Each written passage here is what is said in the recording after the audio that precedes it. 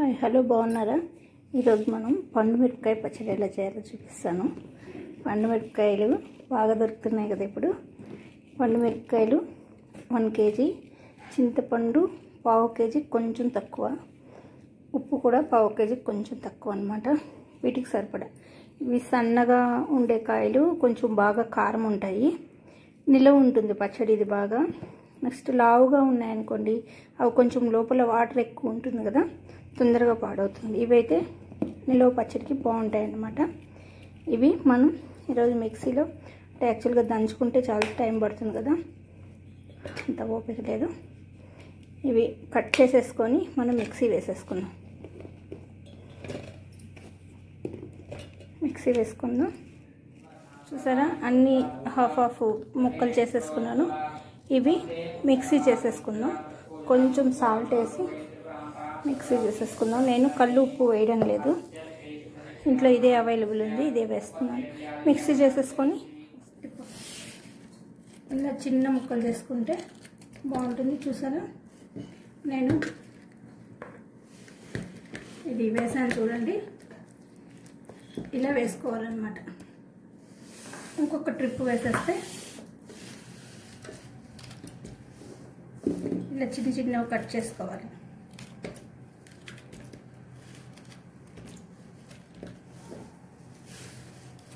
Cut చేసుకొని mixie వేస్తే ఈజీగా వస్తుంది అన్నమాట.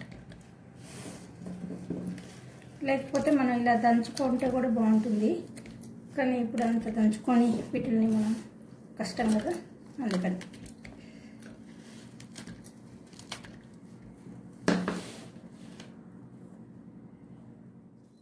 చూసారా, మనం మిక్సీ వేసేసుకున్నాము.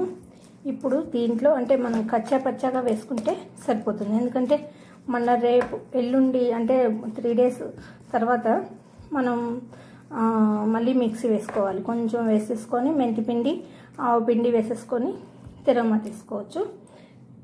కానీ 3 days అక్కర్లేదు, ఇప్పుడు ఉండే వాటికి 1 day సరిపోతుంది అన్నమాట. చూసారా, మన చింతపండు అంతా నేను వలిచి పెట్టాను, తొక్కలు గింజలు ఏమీ లేకుండా. అది ఇలా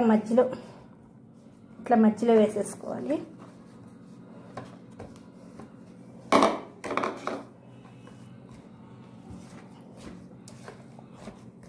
అంటే ఇది బాగా ఇదైపోతుంది, నానిపోతుంది.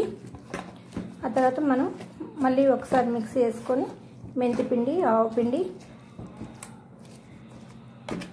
ఇంకా మన టేస్ట్కి తగ్గట్టు. ఇప్పుడు అందరు జీలకర్ర పొడి కూడా వేస్తున్నారు, నేను మెంతిపిండి ఒక్కటే వేస్తాను. మెంతిపిండి ఇంకో ఎక్కువ వేస్తాను నేను. వెల్లుల్లిపాయ తినేవాళ్ళు వెల్లుల్లిపాయ కూడా వేసేసుకొని తిరగమాట వేసుకోవచ్చు. ఇప్పుడు మనం ఇందాక సాల్ట్ తీసుకున్నాం కదా, నేను మిక్సీ వేసేటప్పుడు కొంచెమే వేసాను, కొరవ సాల్ట్ కూడా కలిపేసి. అంటే ఇప్పుడు వచ్చే కాయలు అంత కారం ఉండట్లేదు, అందుకని 1 day నానితే సరిపోతుంది అన్నమాట. ఎందుకంటే ఇలాంటి వెడల్పు గిన్నె తీసుకుంటే ఫస్ట్ సెకండ్ డే ఇలా కలపడానికి బాగుంటుంది. ఇది మనం మెంతిపిండి కలిపాక సీసాలో స్టోర్ చేసి పెట్టుకోవచ్చు. అప్పుడు కవరు మూత వేసేసి ఫ్రిడ్జ్లో పెట్టుకున్న మనకు ఇది 1 year దాకా ఉంటుంది. నేను లాస్ట్ మంత్ దాకా వాడాను అనమాట మా ఇంట్లో పచ్చడి. అంటే 2 kgs పెట్టేస్తే అప్పుడప్పుడు ఉల్లిపాయ వేసి మనకు దోశల్లోకి చాలా బాగుంటుంది ఇది. లేకపోతే అన్నిట్లోకి మనం గోంగూర తెచ్చుకున్నప్పుడు గోంగూరలోకి అంతా అట్లా వేరే కారం మిరపకాయలు వాడకుండా ఇది ఒక గరిటె వేసేసుకొని గోంగూర పండు మిరపకాయ పచ్చడి, దోసకాయ పండు మిరపకాయ పచ్చడి, అట్లా టమాటా వేసి చేసుకున్నప్పుడు టమాటాకు కూడా ఇది ఒక గరిటె వేసేస్తే పచ్చడి చాలా టేస్టీగా ఉంటుంది. అంటే కారం బదులు అనమాట మనం ఇది వేసుకోవాలి, చాలా టేస్టీగా ఉంటుంది. ఇది ఒక 2-3 కేజీలు మనం నిల్వ పెట్టుకున్నామంటే. ఇది ఇప్పుడు మూత పెట్టేస్తున్నాను.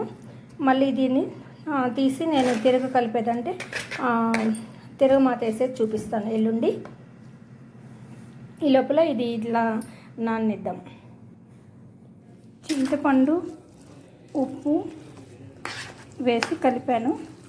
ఇప్పుడు మెంతిపిండి, ఆవు పిండి, మెంతిపిండి 2 వేయించుకొని మిక్స్ చేసి పెట్టాను అన్నమాట. ఇది కూడా కలిపేస్తున్నాను. ఇలా కలిపి పెట్టేస్తే ఇది తొక్కు, పండు మిరపకాయ తొక్కు అంటారు దీన్ని. మనం 3 రోజుల తర్వాత ఎప్పుడైనా సరే తీసి డైరెక్ట్గా మళ్ళీ ఒక్కసారి మిక్సీ వేసుకొని ఉల్లిపాయ కావాలంటే ఉల్లిపాయ దేంట్లోకైనా యూజ్ చేయొచ్చు, వేసుకొని తిరగమాత వేసుకోవాలన్నమాట. ఇంగువ తిరగమాత వేసుకోవాలి. అంటే ఇప్పుడు మనం దీంట్లో నూనె వేయలేదు, ఆయిల్ వేయలేదు, ఇది గమనించారు లేదు. ఉప్పు, చింతపండు, మెంతిపిండి, ఆవుపిండి క్వాంటిటీ కొద్దిగా వేసాను, ఎందుకంటే పండుమిరపకాయ కారం పచ్చడి కాబట్టి అంత అక్కర్లేదు. మెంతిపిండి క్వాంటిటీ ఎక్కువ వేసాను.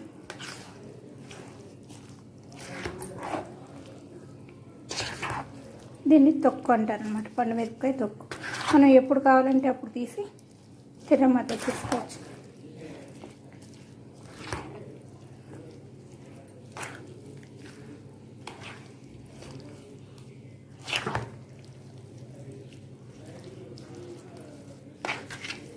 ఇది ఇంకా మనం మూత పెట్టి క్లోజ్ చేసేస్తాం. 3 days తర్వాత పచ్చడి చేసుకుందాం.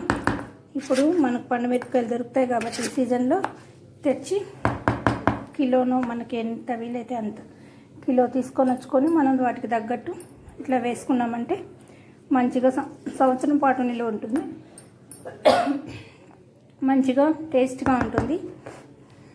అందరూ ఇట్లా చేసి చూడండి, ఎక్కడ పడితే అక్కడ దొరుకుతున్నాయి కదా. పండుమిరపకాయ తొక్కు రెడీ అయిపోయింది. ఇది 3 days తర్వాత మనం పోపు వేసుకొని పండుమిరపకాయ పచ్చడి చేసేసుకుందాము. ఈ రెసిపీ నచ్చినట్లయితే లైక్ చేయండి, షేర్ చేయండి, సబ్స్క్రైబ్ చేయండి. Thank you, bye.